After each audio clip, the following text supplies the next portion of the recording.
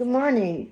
As you know, I'm so very, very blessed, and I'm so blessed to have the chance to get to do so many different things that I really love to do.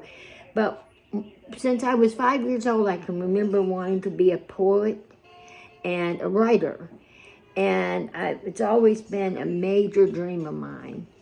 And the thing is you just don't give up, no matter what you go through. I remember when Dave and I were trying to do music, we walked up and down Music Row and Broadway and Mumbrium, and we walked and walked from one place to another and got a manager, and we still ended up walking a lot and singing on Second Avenue and singing on Mumbrium in the street. And, and it was because I felt, and I know it came from the higher power, that David needed to be seen. And God gives us gifts so that we can be seen.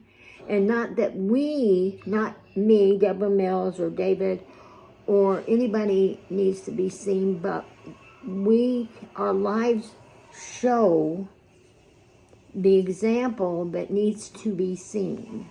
And that means that sometimes you sacrifice, you give, and you work.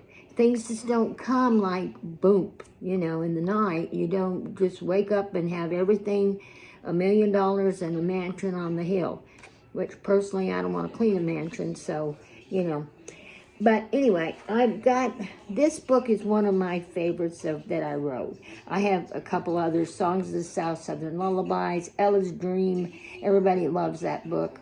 The Alpha Endeavor, which talks about human trafficking. And every one of them has a family in them. And then there's problems. And then the family gets solved and goes back to a peace and contented life. And this one especially is a family. And I'm going to read you a little bit from this book, Old Hippies Never Die. No one was quite noticed when the pearls were missing from Betty's neck. The pearls were a constant, so when Debbie found one solitary pearl on the floor of the living room under the couch, a shiver of change went through the older children. The pair had heard the late-night fight between J.P. and Betty. Neither were sure what it was about because the married couple never fought in front of the children. Yet the next morning, J.P. was very grumpy.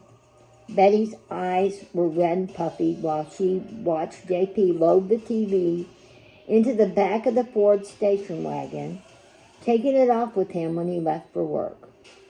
For the first time in their lives, Betty didn't hand J.P. his briefcase as he walked out the door. She didn't pat his cheek. He didn't kiss at her cheek when he stomped out the door. She didn't stand watching him drive away, waving him a good day. She turned, running back up the stairs. Debbie stood in the parents' bedroom door, seeing her mother for the first time in her life, falling on the bed, face down, sobbing into the pillows. Raised properly, Debbie gathered the rest of the siblings, doing mother's normal chores of handing out the lunches, kissing their cheeks, rubbing the lipstick off with her thumb, trying to gain some sense of normalcy in her own shattered emotions. The pearls never returned around Betty's neck. And when Debbie turned 16, a brand new pair were her birthday present. Even then, Betty's set, which should have been handed down to Debbie, was never mentioned again. Yes, there was a rumbling, there was a brewing.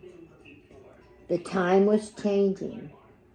Yes, there's going to be a revolution.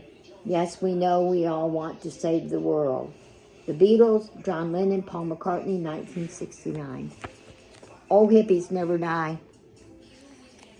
And hopefully we can continue to spread the part of the hippie movement that was peace and love. I hope you have a great day.